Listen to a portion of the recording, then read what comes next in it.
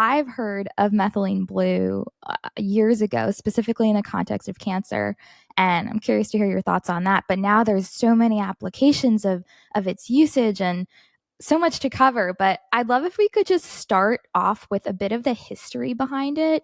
And I mean, Sure. I initially heard that it was used as a means to cure malaria. Is that true? This is also true. Yes. So malaria, so way back in 1897, methylene blue was the first drug registered with the FDA.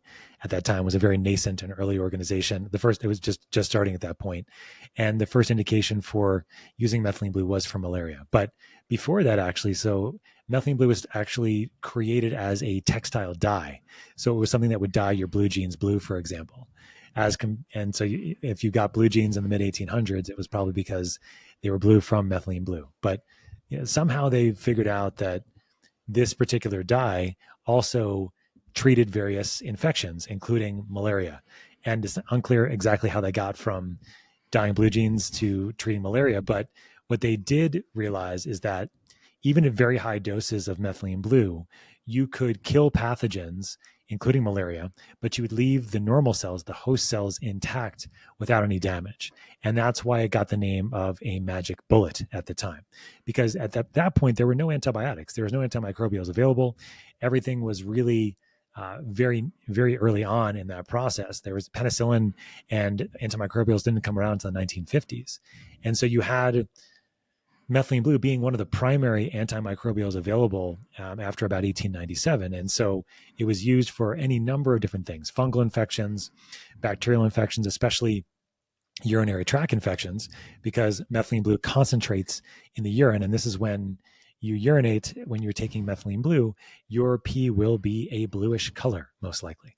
And so do not be alarmed. This is a normal and benign effect of taking methylene blue. But there was even songs by the military during World War II about having to take methylene blue when they were in the Pacific, because there was more prone for fungal infections, and because they were in swamps and jungles and things like that. Wow. And so they'd have songs about urinating blue as a result of taking methylene blue. So it was started off as a treatment for malaria and other infections at much higher doses overall than we use Mhm. most now for methylene blue in the dosing, especially when we're talking about mitochondrial function, which is a little bit different. Right. But when we're talking as an anti-infective, these higher doses, like over about 1 milligram per kilogram, so about 50 to 70 milligrams or higher in the doses, were used for a lot of these infections. Interesting. I also heard that hospitals actually have to carry it today in the event of, is it cyanide poisoning? Is that also true?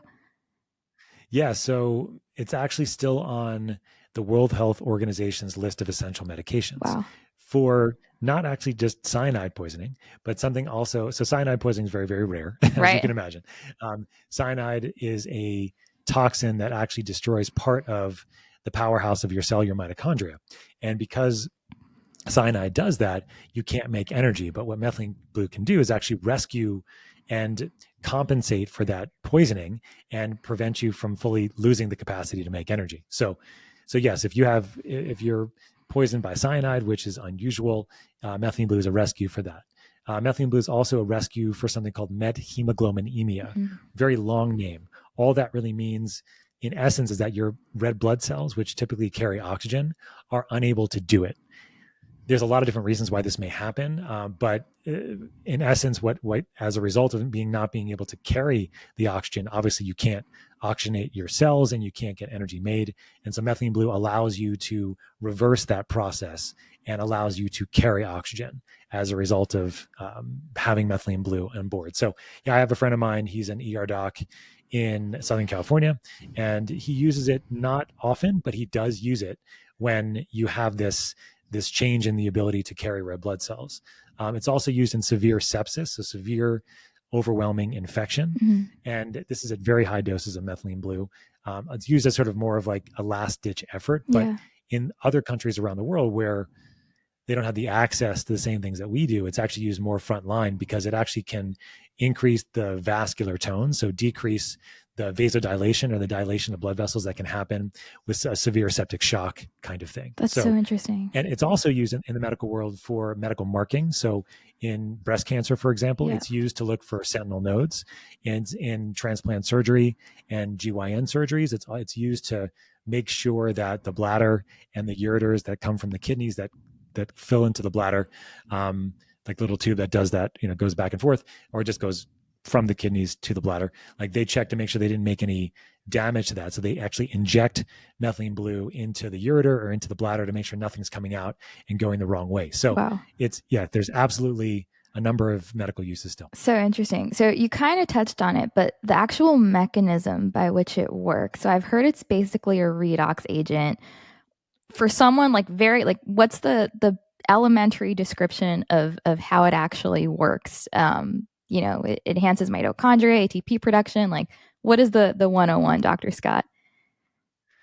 So it's a really interesting molecule because it has what's called this redox capacity. But the key is to understand the dosing. Like very, very low doses of methylene blue have more of this redox capacity, and these higher doses, and I'll talk about what that means in a minute, and these higher doses actually have the capacity to do that, plus have this anti-infective or this rescue function as we have been describing. Okay, so the thing about methylene blue is that it has a number of different ways it can work. And so when we're talking about this redox portion, what that means is that in your mitochondria, which are the part of your cell that make energy, you have two things that are really happening there. Like there's, a ton of things, of course. But in essence, we're making energy and we're making the products of making energy. So the energy that we make is called ATP. That's the currency of our cells. That's what our cells need to make and to function. So that's adenosine triphosphate, ATP. So on the other side of things, we have these what are called, quote unquote, waste products of making energy. So we have carbon dioxide, which we breathe off, as everybody knows, and then we have water, and then we have a couple of these small additional things called reactive oxygen species or reactive oxygen molecules or oxidative stress. And so these in small amounts are very, very important because they help signal and feedback with the whole rest of the system that's happening in the mitochondria. So you have this balance between energy production and the balance between the products of energy production, the energy metabolism, the carbon dioxide, water, and these free radicals, also called free radicals, oxidative stress, reactive oxygen species. That's all the same thing for this, all describing the same thing. So what methylene blue can do, okay, is help you make energy in a lot of different ways. But what it can do is that 96% of the United States population, or maybe it's 94%, but it doesn't matter. 94% of the US population has some element of mitochondrial dysfunction in the capacity either to help make energy well or to detox, but a lot of it's on the energy side. And why is that? And so, that's a good question. So there's a lot of different reasons. The most common reason that we have mitochondrial dysfunction is actually insulin resistance. So people that have high blood sugars, that have increased blood sugars and overall cause more inflammation in the body, especially in the mitochondria. And this is causing, mitochondrial dysfunction. So energy production problems. It's an overproduction of energy initially, actually, because you have too much glucose around to do it. And then that causes feedback loops that causes deterioration of how well we can make energy over time. So insulin resistance is number one. Toxins in our environment are very, very, very big, and these, including things like heavy metals, for example, can destroy parts of our mitochondria or make them dysfunctional. Medications that we take, various medications, common medications. A common medication that many people take for diabetes is called metformin. It also is something that causes dysfunction on one of the areas on the mitochondria called our complex 1, for example.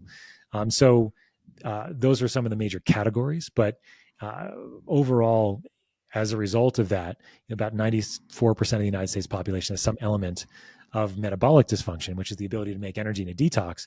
And that really does translate into the same amount that of mitochondrial dysfunction as well. So what methylene blue can do is it can help with any aspect of the parts that are helping you make energy and any aspects of the parts that are helping you trying to detox at the same time. And there's very few compounds that can do both. And that's what makes it so special is that, and that's what we call it a redox cycler, because it can help balance or compensate for any of those problems that you're having with making energy. And at the same time, it can, if you're having too much in the detox and you have a hard time detoxifying, it can help you detoxify directly by acting directly like an antioxidant, and also increasing the amount of antioxidants that you have in capacity and circulation too. I have a question for you, Jacqueline. Do you know where we have the most mitochondria per cell? If you had I'm to guess, assuming I'm assuming like the most energy demanding tissues in the body, so like the brain and the heart. Yeah, that's it. So the brain, the heart, the liver, your skeletal muscle, and actually the number one place in females is your eggs. Interesting. And number one place in males is sperm, because procreation is extremely energy demanding. And so why are we seeing infertility? Because mitochondrial dysfunction is kind of an end process for a lot of other things that are happening, right? We talked about toxins, medications. We can talk about infection, but that's another big one that causes mitochondrial dysfunction. So, and then if you have mitochondrial dysfunction that's happening in your brain, what do you have? You have brain fog, you have fatigue, you have concentration problems. If it's your heart, you have cardiac issues. If it's your liver, detox. If it's your muscle, it's going to be exercise-induced fatigue. And so a lot of my patients have exercise-induced fatigue, and it's one of those things where they will exercise and then like they can't move for like 3 days later. Like that's a very common situation when you find when people have significant mitochondrial dysfunction. So the awesome thing about Methylene Blue is that you can start thinking about using it as a way to compensate for that mitochondrial dysfunction and start seeing the benefit very quickly as you start bringing it in to the picture. So interesting. I mean, based on that, you could essentially say it's great for everything. And I know there's a lot of different applications for it. So again, we probably don't have time to cover all of them, but I mean, I've heard it's an incredible nootropic because it can also cross like the blood-brain barrier. But if you had to distill it down to maybe 3 of the most potent benefits that Methylene Blue could offer, what would they be? Well, I tell my patients all the time, it's energy and resilience. So if you need more energy, or you need more resilience, like you need to bounce back from things faster, then you really do see a benefit on both ends with using Methylene Blue. Now, the key of it is that it's not, at least in my clinical practice, and I don't usually recommend it this way, it's not done in a vacuum, in the sense that you're not trying to work on your diet, your lifestyle, your behaviors, looking at optimizing your vitamins, minerals, nutrients, and supplement and cofactors and things like that. And so there is a big push on my side as a clinician, and we have a nonprofit organization that actually trains clinicians on how to think about health in a framework that's more focused on optimization rather than treating disease or looking for root causes. And that's how my interest in Methylene Blue actually started to come more to the surface overall, because we had this nonprofit.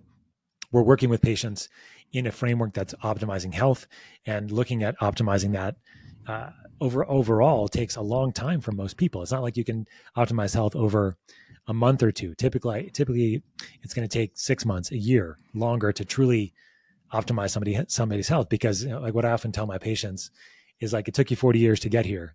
It's not like tomorrow you're going to start feeling better. It's going to be a process. So like, what can you do now while on the path to optimizing their health to help them now, so that they have an easier way of getting to that end? Not that end, it's always going to be a process, but getting to the place where they're feeling better, their energy's better, and they're more resilient. And so you can start using Methylene Blue very early in the process while you're working with patients, as I do, or in your own health journey as you're trying to find the right people to help you, or trying to work on your diet or your lifestyle, or looking at what kind of supplementation may help you. You can use Methylene Blue at very low doses and titrate the dose over a period of time, which is what I typically would recommend, until you start feeling like you're getting a benefit from it. Now, it doesn't mean that we want to have people take Methylene Blue for the rest of their life. I was just going to ask you that. The idea. The idea is that once we can get them feeling better, then it's easier for you to start working on some of the harder things that take more brain power, like changing your diet or Right. getting more exercise or getting out of a relationship that sucks or whatever it might be. It's like it really could be anything across the board. Right. Maybe you need a sleep divorce from your wife, which just means you need to sleep in a different room because your wife snores or vice versa, and then you don't have the you just don't have enough energy to even tell them that until you start taking some methylene blue, and then you have this beautiful 2-bedroom situation where you're both sleeping amazingly well and your relationship's much better. There's all these sort of things that are possible once you start feeling better, and that's really what I think methylene blue can do. And for a lot of people, they can wean themselves off of it over time or take it less, only have when they have more stress overall, and especially if they're doing the other things that on a day-to-day basis are making them feel good and helping them sustain Right. an optimization kind of strategy. Yeah, super interesting. Have you used it in patients who have suffered from concussion? Yes. So there's actually some pretty good animal data on concussion / traumatic brain injury, which is really the same thing, Yeah. and also in strokes as well. And there's a couple different reasons why that this is the case. So what's interesting about methylene blue is that these higher doses that we were alluding to earlier with infection, they're also fantastic for rescuing severe traumatic and ischemic and infectious kinds of things. And so they've looked at traumatic brain injury and they've looked at stroke, and they've seen that you can rescue brain function if you give higher dose methylene blue early on after these things happen. Because what methylene blue can do, as I was describing earlier, it really can work just like it can compensate for any area of your mitochondria that isn't working well. And the other thing it can do, which I didn't say, is that it can act just like oxygen in your mitochondria. So we breathe oxygen so that we can make energy, right? Because oxygen is required in that mitochondria that we have, the many mitochondria that we have, to help the whole process of energy metabolism, energy production. Without it, we can't make energy. Methylene blue can compensate for having less oxygen around and actually acts just like oxygen in your mitochondria. So if you have an acute hypoxic stress, say you have an acute concussion or a stroke, or less crazy, you come to Colorado and visit me where there's 16% oxygen in the air versus 21%, you are going to have less oxygen around. Initially, it's not going to make you feel good. Yeah. Or even a more common example, go on an airplane. If you go on an airplane, you're pressurized in the cabin of the plane to 8,000 feet. So you are basically on an 8,000 foot mountain as soon as you get on an airplane. So if you're, in South Carolina and you're used to being at sea level at 21% oxygen, which is the amount that we have at sea level, you go on an airplane down to about 13% oxygen. It's a significant decrease. Right. Your body's not excited about that. So your mitochondria aren't very happy. So they get more inflamed. They start getting more stressed. Your immune system gets depressed, and you get a higher chance of getting sick. And this is one of the main reasons, other than time zone shifts, of getting jet lag overall. So I use a lot of methylene blue for jet lag overall for my patients and my family and everybody coming to visit me in Colorado. So you can have like this spectrum of where methylene blue can compensate for low oxygen levels. Wow. And so in the short term, like higher doses, especially for these more acute things, but like lower doses, like 4, 8, 16 milligrams can go a long way to really start working on mitochondrial function, if it's not as severe as some of those more severe kinds of things. That's so interesting. I wish I knew this. I mean, over a decade ago, I had some pretty severe concussions in college. The irony, Dr. Scott, is none of them were sports related. It was like slipping on black ice in Boston, and then they say, once you have one, you're more susceptible to get more. Yeah. But I mean, I did a lot of research on my own, and I really honed into things like lion's mane mushrooms and high dose fish oil and et cetera, et cetera. Again, I read a lot about like the benefits of hyperbaric oxygen, which I know I'm going to have you back on at some point to discuss for TBIs. Yeah. Again, wasn't available to me at the time, sadly, but I know you're also part of that movement to change that. But super interesting. So you mentioned that obviously it's really helpful in those acute cases.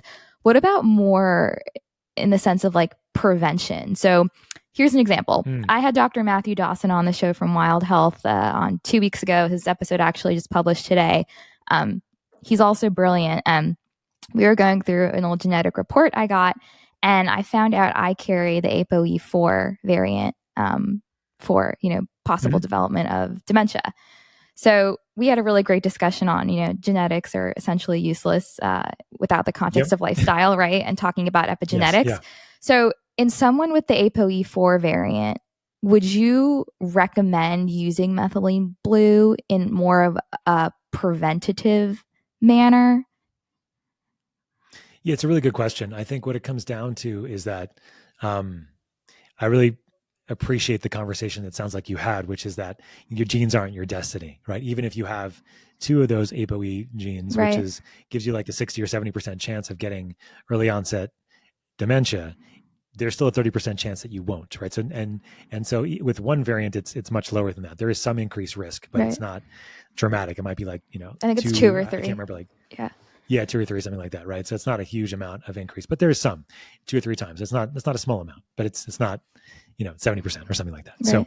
So the way I think about this is more holistically in general. I think that methylene blue can be a really great supportive, but it's not going to replace doing the other things that are required to optimize our health, right? So and if I find that I find that methylene blue is really great in an older population overall, because in general our brains get more stressed and more inflamed as we get older, Mhm. and so having that as a support, it can be very, very helpful. There's actually been a couple studies that have looked at methylene blue for Alzheimer's I was going to ask itself, you. actually, and there's one that was looked at, and they had these 3 different doses of methylene blue. One was a low dose, like 8 milligrams twice a day. Like one was like a 75 milligram dose twice a day, and was 150 milligrams twice a day. So like a huge difference in dosing. Mhm. And the lower the dose, the was supposed to be the placebo, the 8 milligrams twice a day, but that was the patient group that actually got the best, had the best results as opposed to the higher doses overall. Mhm. And there's a reason for that. So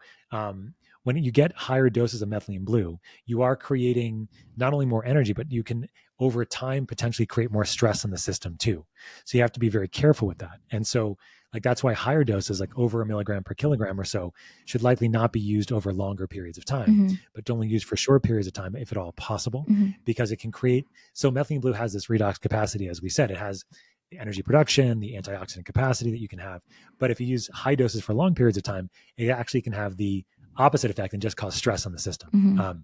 Now, some of that stress is okay, because in the short term, some of that stress actually causes like a release of things like antioxidants, like Right. glutathione, which is like your most powerful. But if you're using it over a long period of time, it could be detrimental. And also, if you're using these higher doses and you don't have the capacity to make some of those antioxidants yourself because you're already depleted in them, Mhm. that's going to be a problem too. Mhm.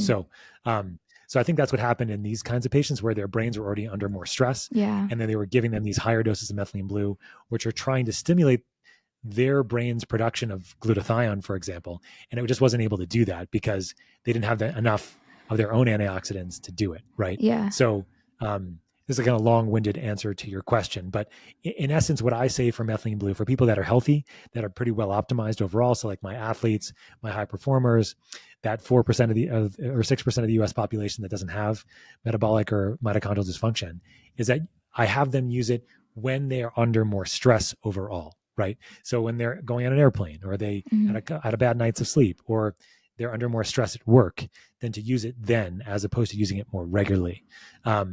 Because I think that there's a role for it under those more stressful conditions if you're metabolically healthy, Mhm. but I don't know if you necessarily need it all the time if you're not, if you are metabolically healthy, if that makes sense. Right. But again, most of us need, I think, the support on a relatively regular basis. Yeah, no, that makes sense. And I recall, was it, you mentioned it was between like 50 and 75 milligrams for cases of chronic infections that they used?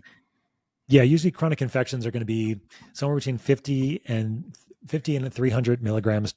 It could be all the way up to that dose, like Wow. 50 milligrams a day to 300 milligrams a day. And what's the It can be length? Yeah, and what's the length of yeah. time for that typically? So for chronic infections, it depends on kind of the course and how things are going Yeah. overall. So some people it'll be 4 weeks or 6 weeks. Some people it can be 6 months or a year, Wow. or longer in some people. But in that case, if you're taking those higher doses, it's important you're really being followed closely by a clinician Right. and making sure you're looking at various types of markers that we described, making sure you're getting good antioxidant Yep. supplies and supplementation.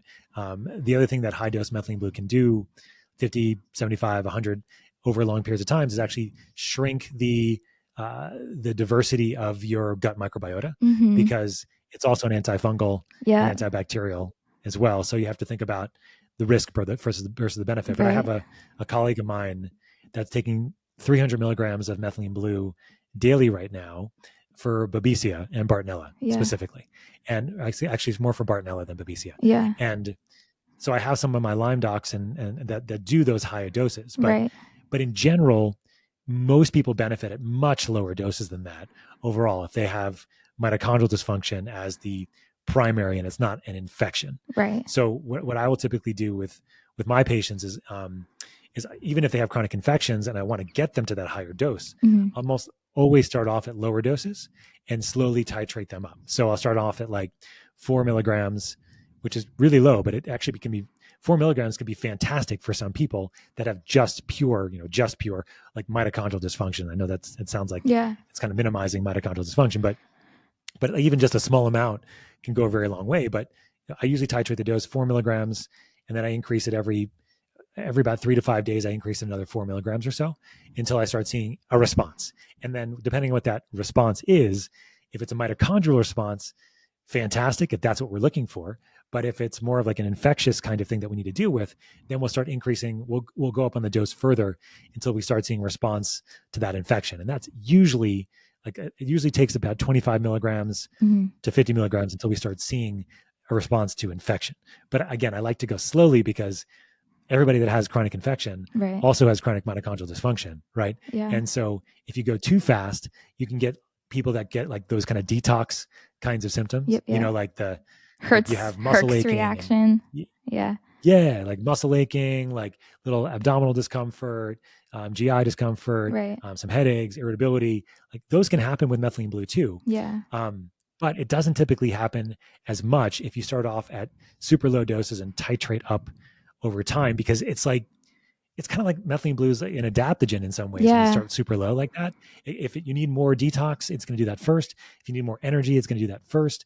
And then as you increase the dose, you'll see the benefits where you want to see them on the macroscopic scale. So what does that mean? So less pain or better brain function, or you get pregnant, which is actually something we get reported a decent amount over, which is pretty crazy. Or your muscle induced, or your exercise induced fatigue gets better. So you have all these things that start happening as you start titrating the dose. That is so interesting. Yeah, I also heard, as you mentioned before, that high doses of it can cause gut dysbiosis. So if we're taking a milligram, per kilogram of body weight, like we're not surpassing 5 milligrams a day, there shouldn't really be an issue with gut dysbiosis then.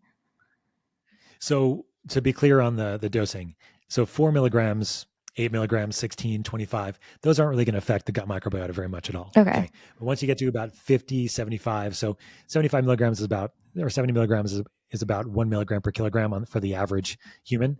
So when I say 1 milligram per kilogram, what I mean is that it's 1 milligram per kilogram of body weight. Gotcha. Right? So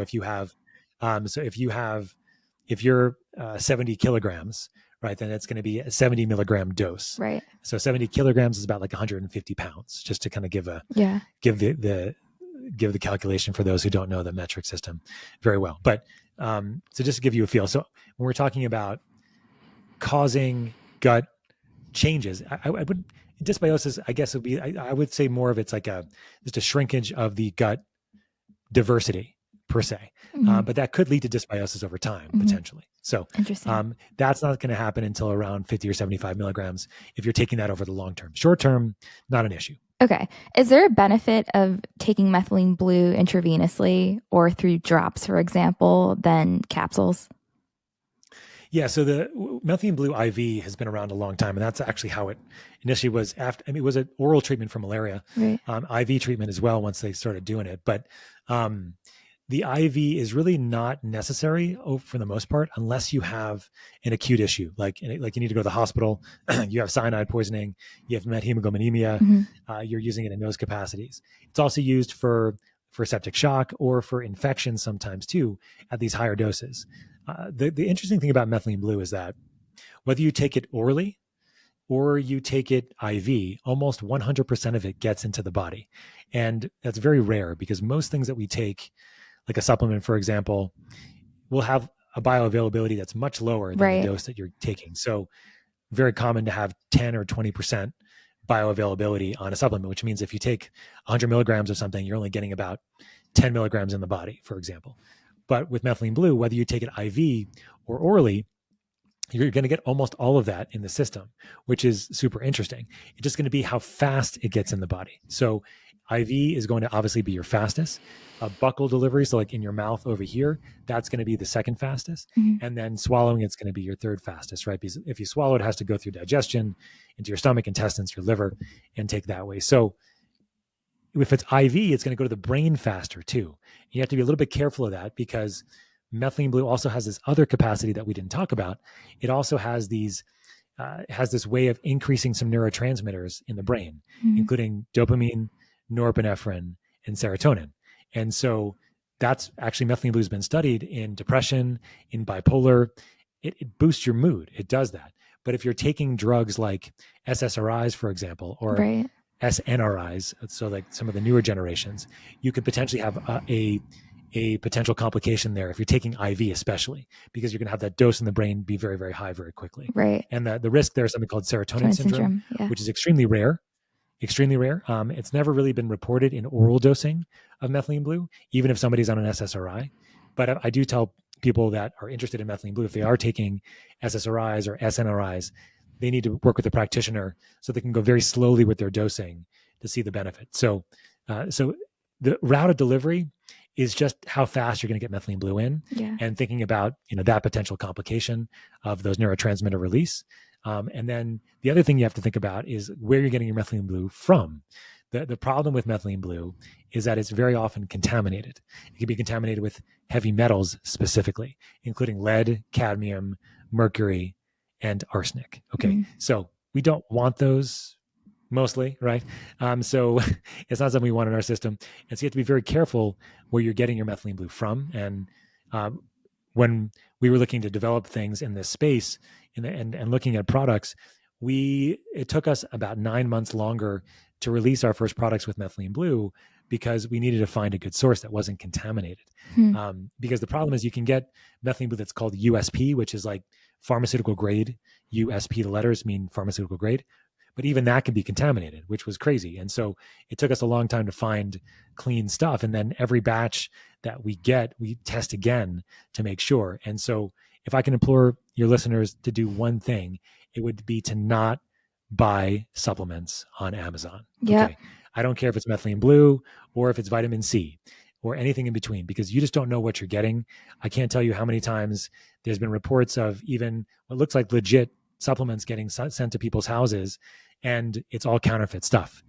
There was a company called Metagenics that had this huge warehouse full of counterfeit stuff on from Amazon that was getting fulfilled, and people were just getting bunk, Wow. And then you also don't know. The other thing about supplements in general is I know Jacqueline, is like they're not regulated, right? So there's no regulations that a supplement company has to do anything to test their stuff, Right. and Amazon doesn't check any of these things. So you really want to do your own research and find companies that you trust, Yeah. and not just go online and purchase from Amazon. And just final point, and I know you have probably have questions, is that on the drops themselves, that's kind of what I was alluding to. Like a lot of the companies that make drops, I don't know what kind of quality control that they're doing, and I certainly wouldn't purchase them on Amazon.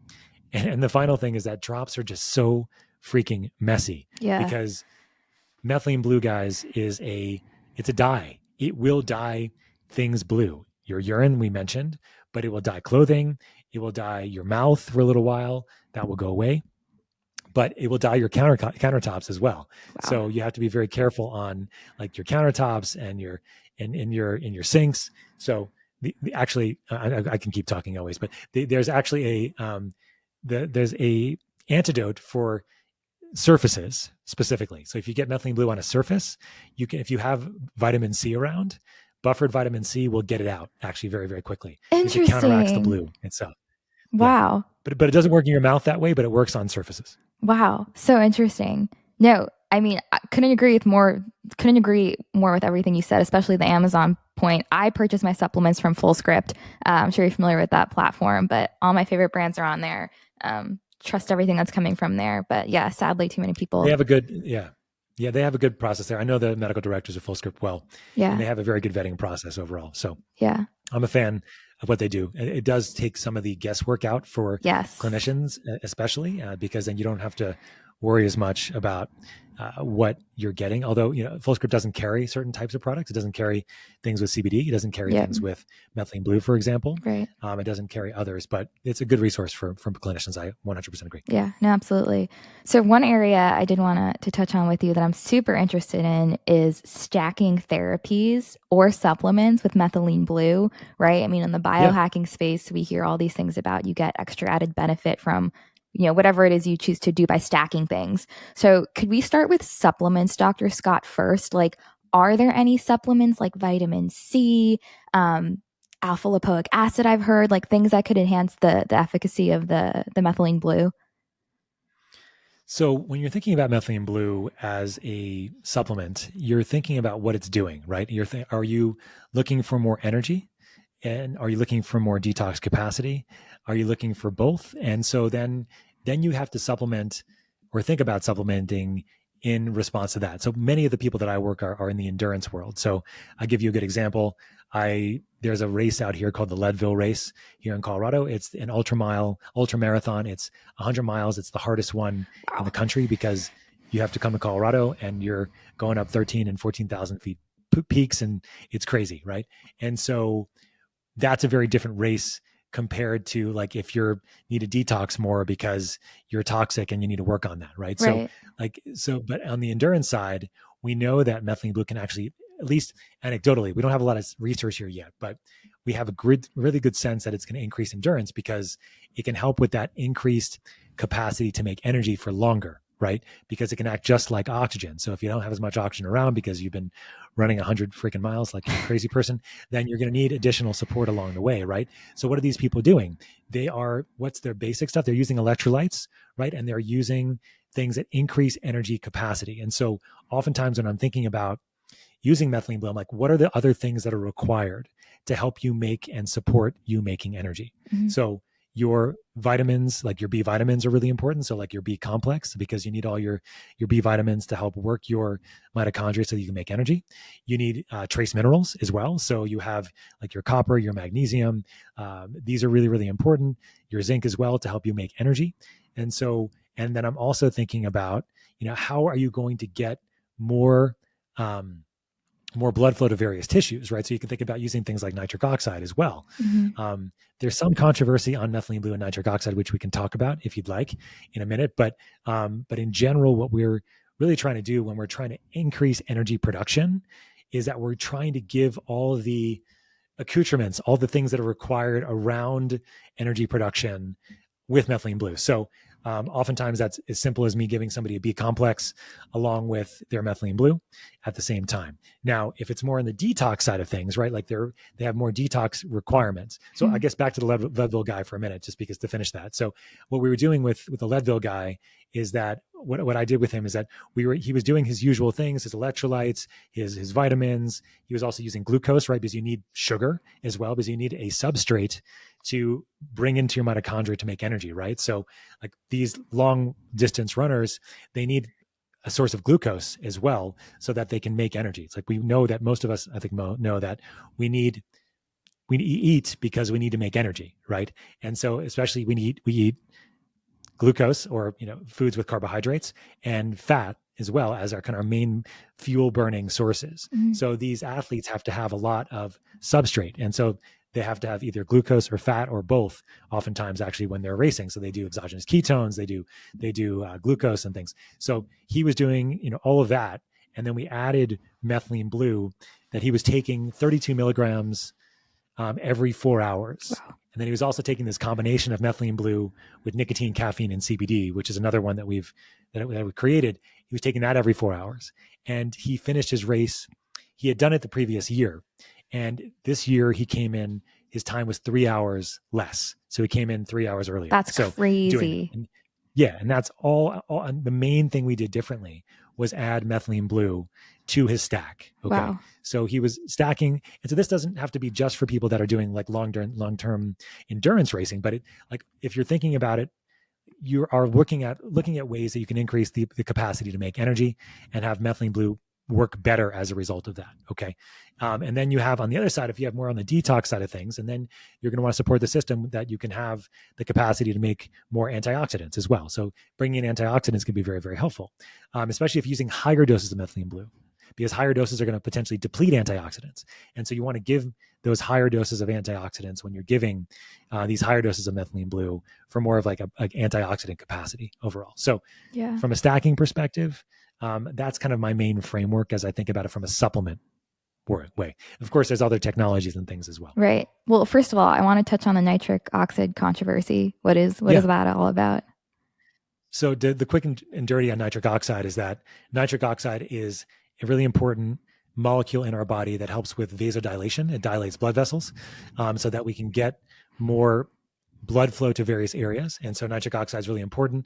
It's made endogenously, so like usually made in our body in the vascular walls, in the walls of our, and it's also made in our mitochondria as well to help the mitochondria signal the blood vessels to bring more blood flow to the area. Okay. We also make nitric oxide though when we have severe trauma, stress, infection, but it's a different type of nitric oxide. It's a nitric oxide that gets released into our vascular system, kind of in the lumens itself and not on the vessel walls. And it causes dilation, but it also causes inflammation. It also causes pain. And so we have a lot of people that are walking around with chronic inflammation, chronic pains. If you have fibromyalgia, long COVID, you have mold or post-mold kinds of symptoms, you often have a lot of this, what's called inducible nitric oxide synthase, which is the enzyme that makes nitric oxide in the system itself, causing low blood pressures, causing pain, causing inflammation. So methylene blue can actually neutralize that kind of nitric oxide. Okay. Wow. And so we've had people with like positional hypotension, tachycardia, like your heart rate goes up if you stand up, that kind of thing. Right. They do really well with really low doses of methylene blue, is it binds and prevents that inducible nitric oxide synthase, that one that's in the system that shouldn't be there, from being there. But the other type of nitric oxide, the one that's in the blood vessels, in the mitochondria, that one is not affected by methylene blue in a detrimental way. In fact, it's actually a positive, but sometimes those two things get mixed up because because people forget there's two major places where that nitric oxide is being released overall. So in essence, if you have a chronic inflammatory condition, the ones I mentioned, like your fibromyalgias, you have chronic viral infection like an EBV, you have chronic Lyme disease or co-infections, long COVID symptoms, or you're mold or even post-infectious but still feeling crappy.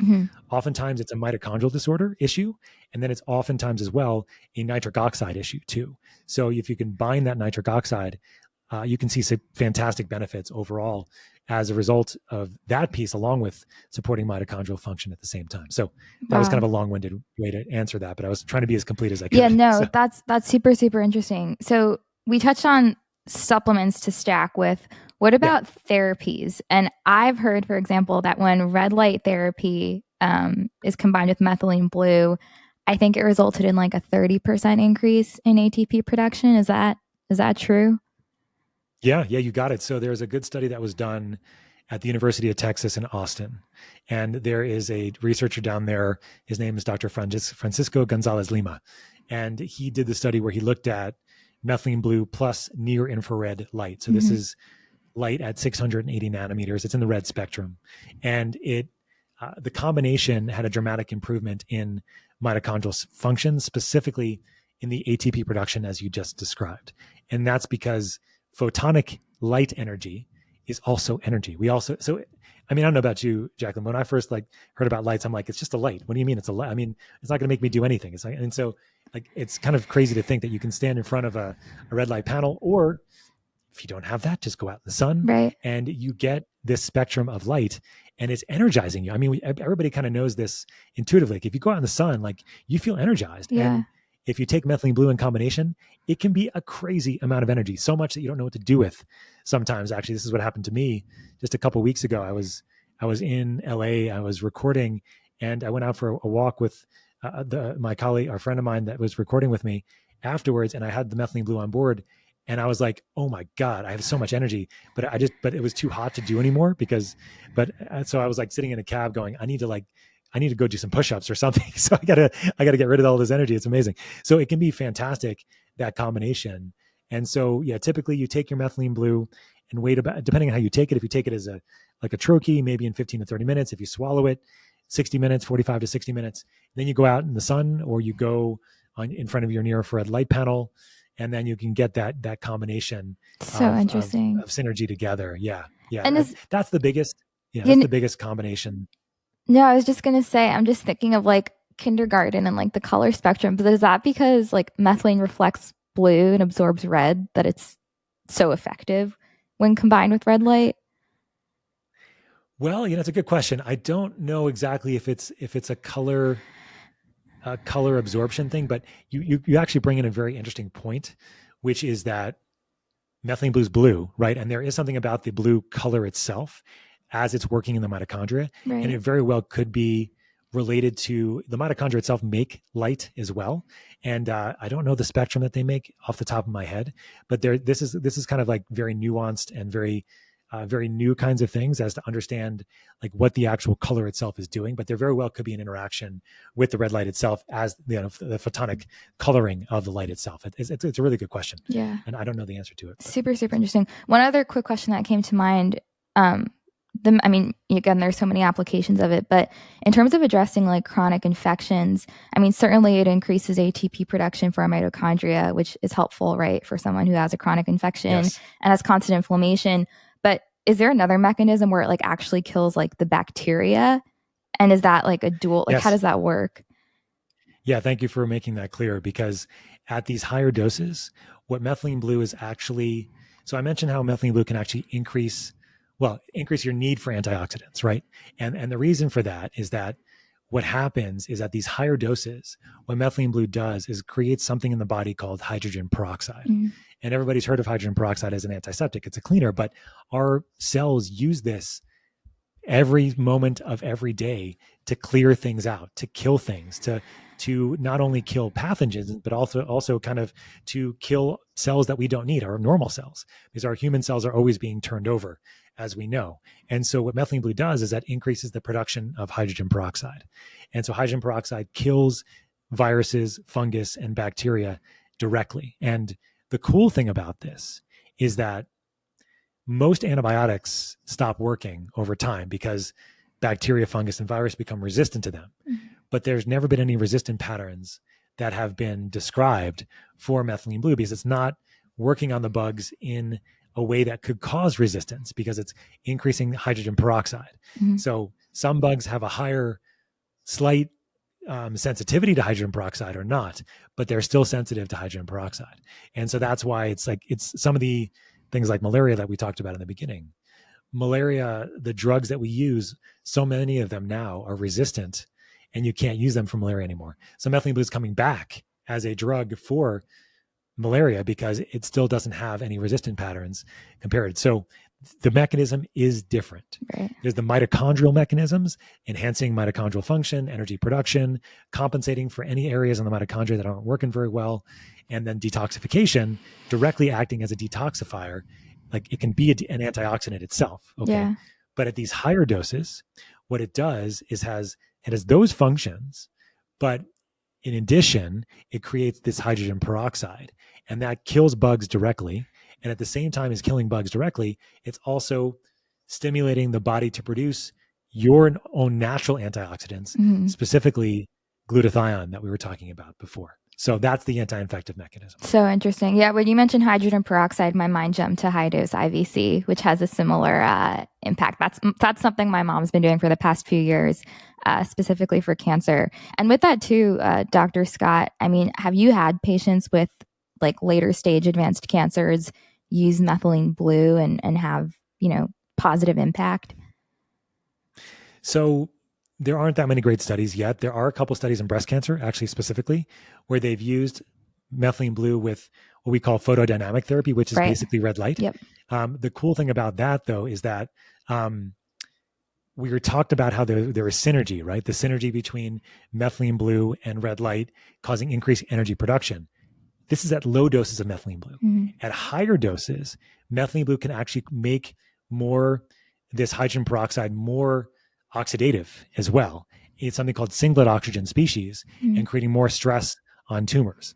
And so there's been some studies looking at methylene blue, high doses of methylene blue, like around 3 milligrams a kilogram, which is on the higher side, along with this photodynamic therapy, with this near infrared light again, Yeah. in combination to create more stress on the system, to create, just like you did with the IV vitamin C, more stress on tumor, for example.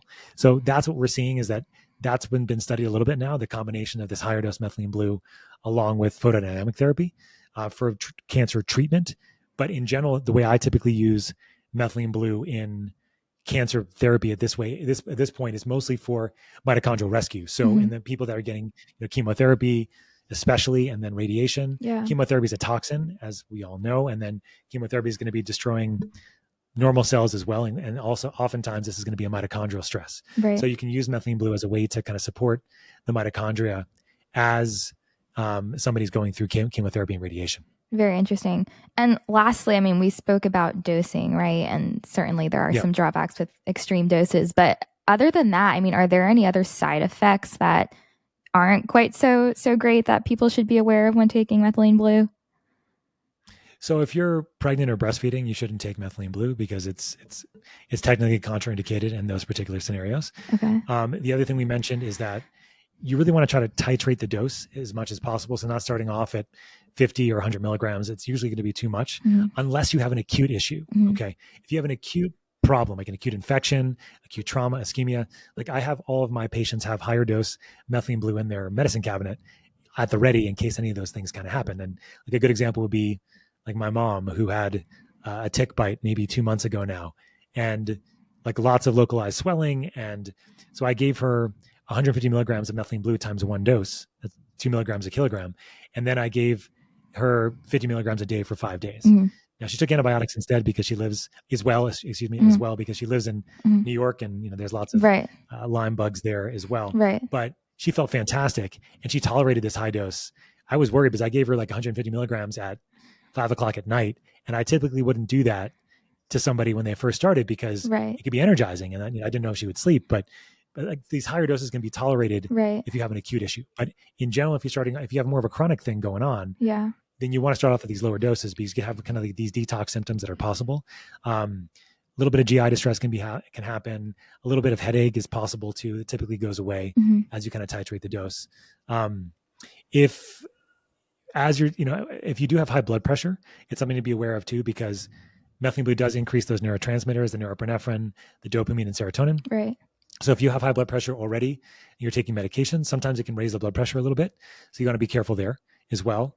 If you have a blood disorder called G6PD deficiency, which is something that you would know with your mom with the IV vitamin C, if you're taking high doses of methylene blue over about 50 milligrams or so, I do recommend getting a G6PD test just to ensure that you don't have any issues with too much stress on your red blood cells. It would be rare. It would be rare to be an issue if it's not being done IV, but still something you might want to get checked out. But overall, it's like the safety record for methylene blue, if it's clean, right? If it's from a good source, a reputable source, is very, very good. It's been around for over 120 years now, and we know that it's extremely safe across multiple layers of dosing, even to these higher doses for short periods of time. Right. So, but the key always is to think about the other medications you're taking and look for interactions. There are some with methylene blue. It's not very common, but the main ones, again, I mentioned would be the SSRIs and the SNRIs, which are the different class of antidepressants. Gotcha. Yeah, super interesting. It's so funny. I was like, we're not going to have, we could talk Dr. Scott for another hour or two on this, but I think we covered the basics. This is definitely a great start. We'll definitely have to have a follow-up episode to this, but I do want to be conscious of your time. So with that, where can listeners find you and also learn more about transcriptions and all of the innovative research you guys are doing there? Well, thank you for having me, Jacqueline. I know it's a lot to go through, but I mean, just to kind of give a quick summary, I think to help everybody, let's wrap it up, is that, methylene blue has been around a long time. It's got a great safety record. The key is to start off low and go slow with your dosing unless you have an acute issue. Then a higher dose, 50, 75, 100 may be the right dose for you, or maybe you're now up to 2 milligrams a kilogram. But if that's the case, I do recommend working with a practitioner to kind of work on that side of things. Slowly working on your dose, titrating over time, energy and resilience. So if you need more energy, it can help you. If you need more resilience, it can help you. And it's a matter of knowing that most of us need some of these things more of the time than others these days. So if you're traveling, if you're stressed, if you're going through a lot of chronic inflammation, chronic fatigue, fibromyalgia, like autoimmune problems, infection, or getting over infection, like think about methylene blue as a way to help you right now while you're on that longer path Right. overall. So it's not a that's what I would magic say. bullet. And so not a magic bullet. And that's what it's also important to say, right? Is that it's about bringing it in so that you can have more capacity to do the things that can help over the long term too, like changing your diet, your lifestyle, your relationships, your stress, all those things that are really, really important. Right.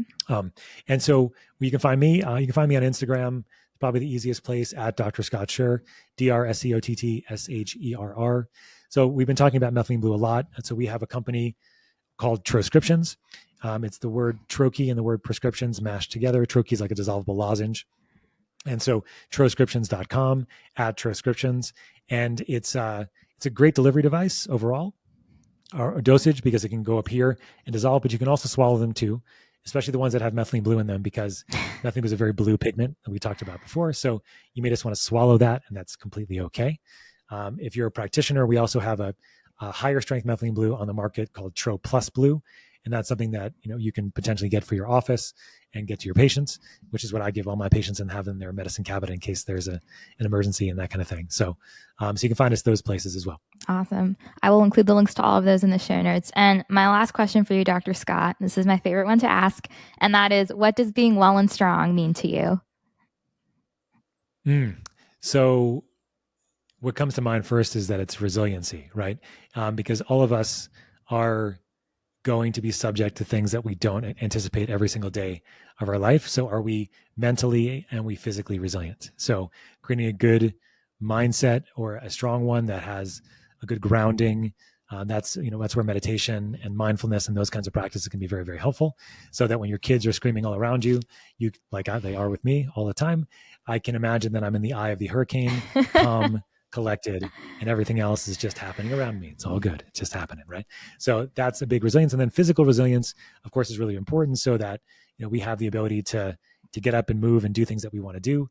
And also, if we do get beat up every once in a while by going various places and going and do various things, that we can rebuild and regenerate and get back to what we like to do fast. So awesome. Resilience would be, I think, the main one overall. I love that. Beautiful. Well, Dr. Scott, this has been so much fun. I look forward to having you back on. I think it's in 2 weeks from now, we're talking about hyperbaric oxygen. So another fun conversation, but super excited to share this with listeners. And thank you so much for your time. My pleasure. Thanks for having me.